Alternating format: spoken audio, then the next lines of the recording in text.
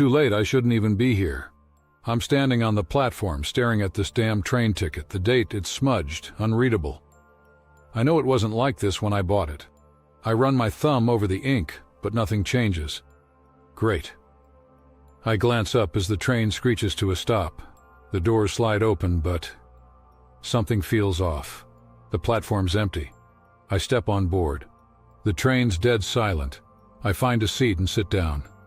The lights flicker, casting weird shadows that stretch too long. I glance around. No one else is here. I should feel relieved, but instead, I feel exposed. And then I see him. A guy sitting a few rows ahead. He's wearing this old-fashioned suit like he's stepped out of a black-and-white movie. Where did he come from? I was sure I was alone.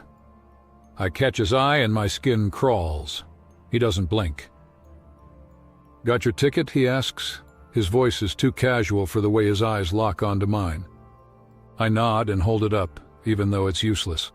Blurred beyond recognition. His mouth twists into a smirk.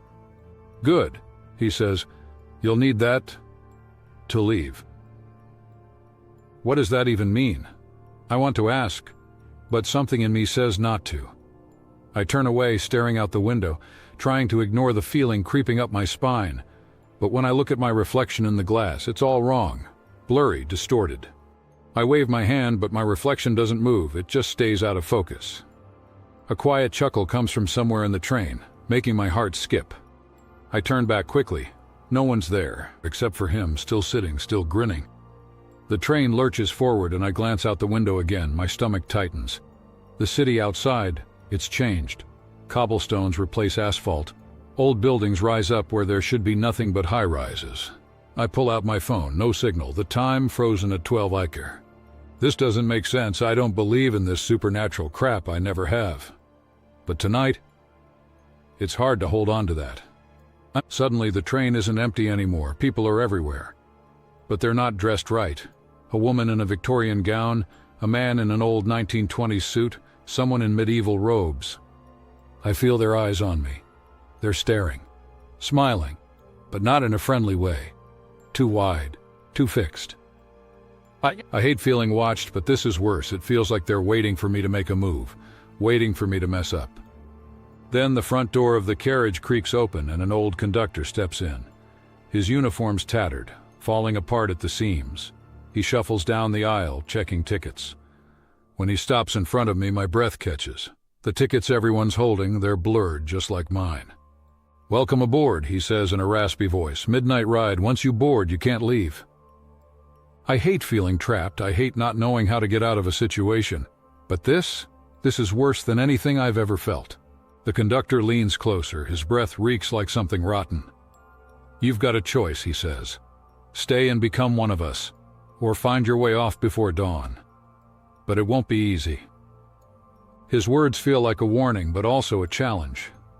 I've never been one to back down. I bolt out of my seat, sprinting down the aisle. The train seems endless, every carriage looking the same as the last. The lights flicker and shadows slither along the walls, creeping closer with each step I take. I hear footsteps behind me, heavy and slow but growing louder.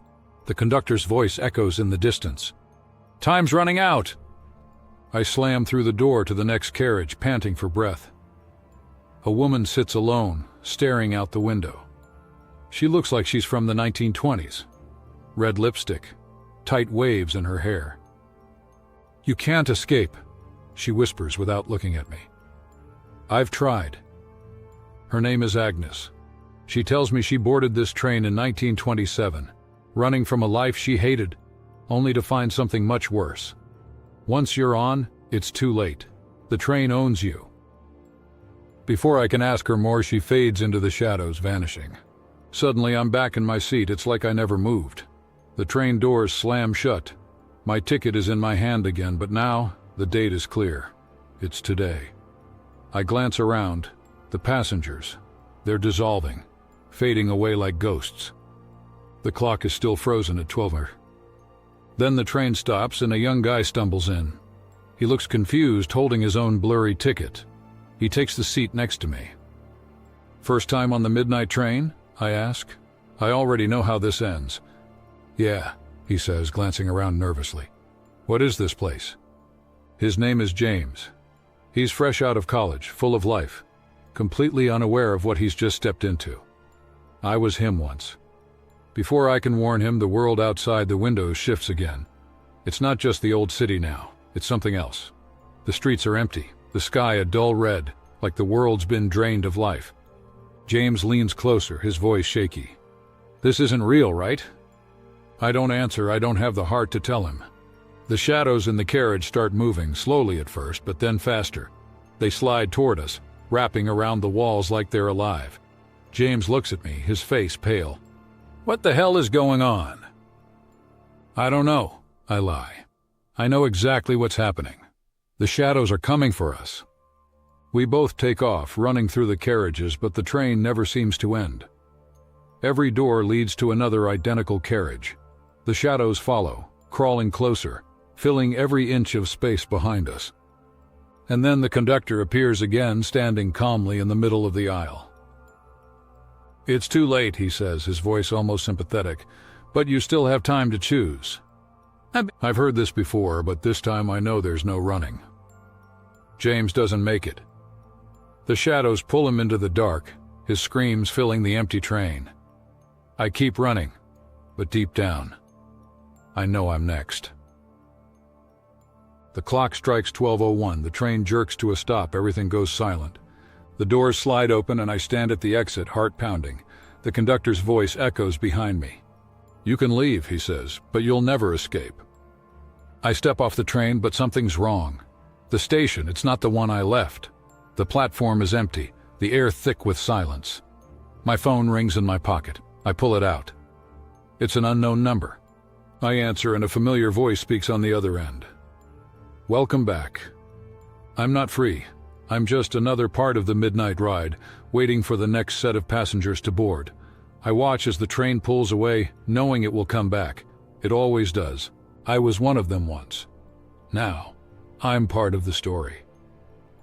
Story 2, I boarded the late-night train, the kind where you don't expect much company. It was cold, the kind of cold that seeps into your bones no matter how thick your coat is. I had planned to read during the journey to my grandmother's, but the moment I sat down, the air in the carriage felt wrong. There was barely anyone else on board, a businessman glued to his phone, a teenage girl hunched under the dim lights, and across from me, an elderly woman who didn't blink. Not once. Her eyes fixed ahead, staring at nothing. I shifted uncomfortably, trying to ignore the old woman. Who sits like that? No movement, no fidgeting. The businessman was in his own world, and the girl kept her head low, flipping through pages of a book. I took a deep breath and opened mine, telling myself I was overreacting. But deep down, I couldn't shake the feeling that something was off. The air was too still. I wasn't alone. Suddenly the lights flickered just for a second. My heart skipped a beat, but that was nothing compared to the next shock. The old woman was no longer sitting in front of me. She had moved, 3 rows back, facing the window now. I hadn't heard a thing. No rustling of clothes, no shuffling footsteps. She was just there. I rubbed my hands together, trying to calm the growing anxiety gnawing at my insides. It was just a flicker of the lights, I told myself. Maybe she moved during the blackout. But that didn't explain the knot of fear tightening in my chest. My fingers trembled as I tried to return to my book, but the words blurred, refusing to focus.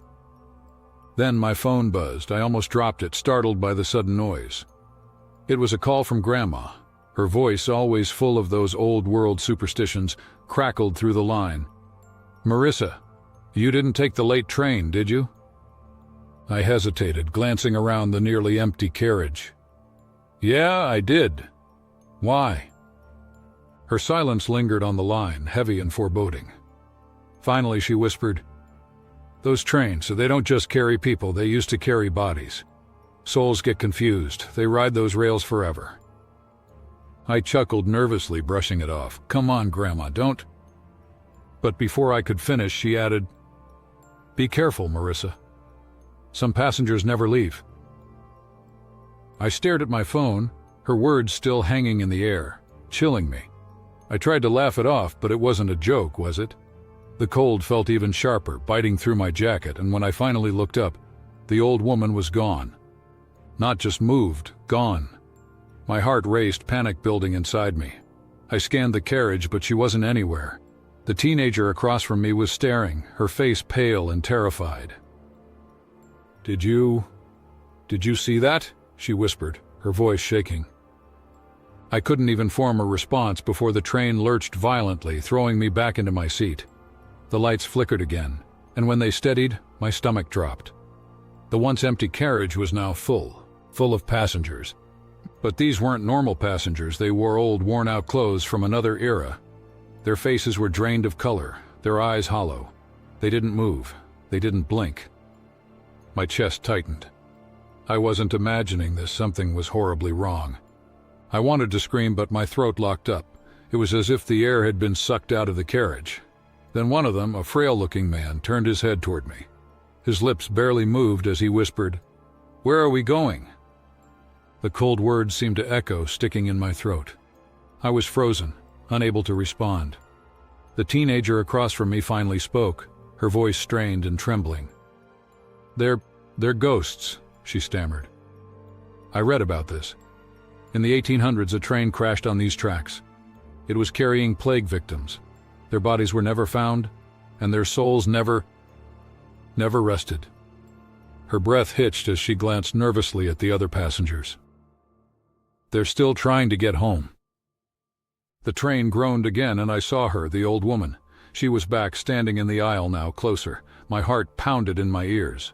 The air grew impossibly colder. Her eyes locked onto mine, and I couldn't move. I couldn't breathe. It was as if her stare was sucking the warmth from my very soul. The girl beside me screamed, breaking the silence, "We have to get out of here."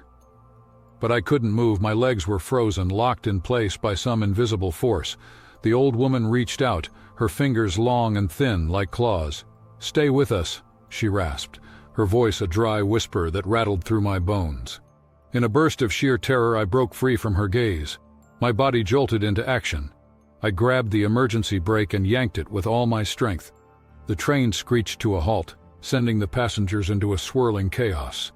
The girl grabbed my arm and we bolted for the door, our feet barely keeping pace with our fear. The train's screeching wheels screamed behind us, mingling with the eerie whispers of the passengers. We hit the ground hard, the gravel biting into our skin, but I didn't care. We had escaped. We were safe. For now. Or so I thought. As the train pulled away into the dark, I felt an overwhelming sense of relief. But it was short-lived. My phone buzzed in my pocket again. Another text from Grandma. "Did you get off the train?" And then one last message. "Some passengers never do." The words chilled me more than the cold ever could. Even now, days later, I can't shake the feeling that the train hasn't let me go.